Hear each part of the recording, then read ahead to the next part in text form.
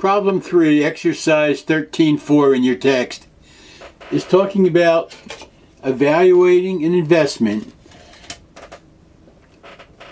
and you're going to see that it actually has a negative cash flow or negative present value.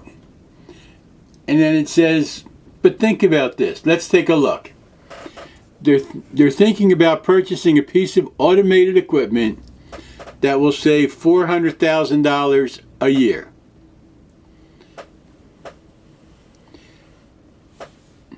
In direct labor. Now, the equipment costs $2,500,000,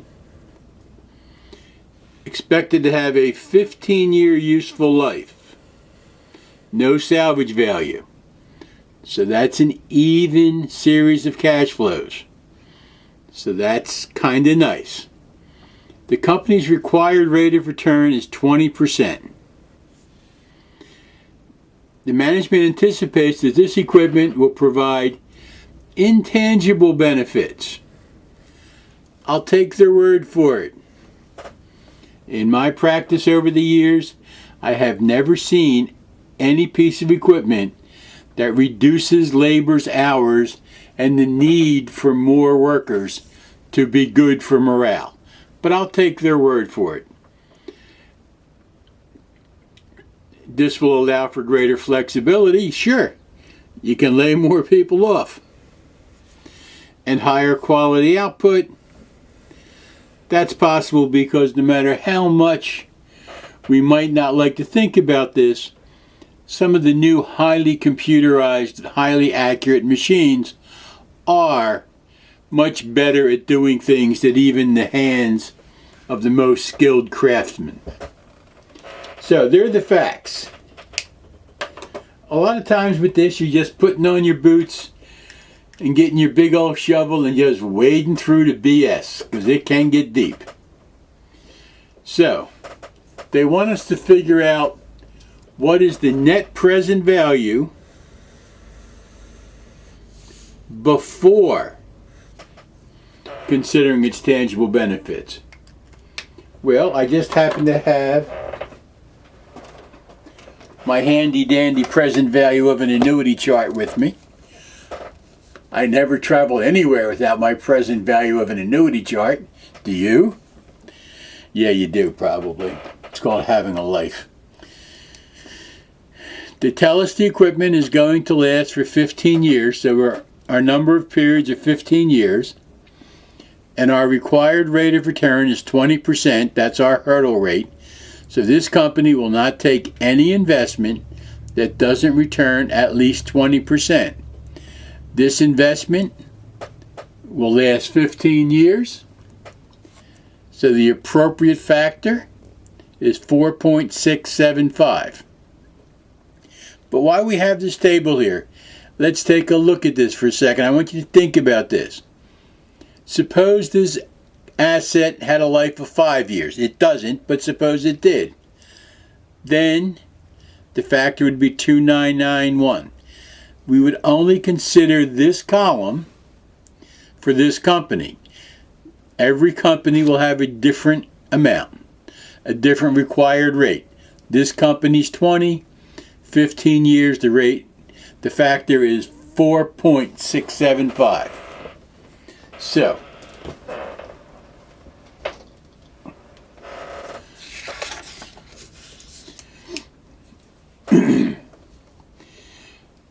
present right now is a factor is 1. So the cash outflows right now, $2,500,000. Our factor, 4.675, is the present value of an annuity of $400,000 for 15 years at 20%. This factor will give us the present value of a $400,000 annuity, 15 annual payments at 20%.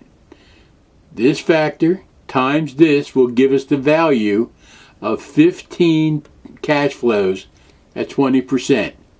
And when you multiply that out, you see that we come up with 1,870,000, and that leaves us with a shortfall of 630,000. So we have to figure out the value of the intangible benefits that will offset that $630,000 loss. Now, you're going to have lots of input here. Some people are going to say, there's nothing. We're losing money. Other people are going to say, well, we'll have a higher quality product, we'll have more workers, we'll have people happy, whatever. But you can put some numbers into this argument as well as all the other stuff. So, we have to offset 630,000. The factor that we require is 4.675. So you're going to sit at the boardroom table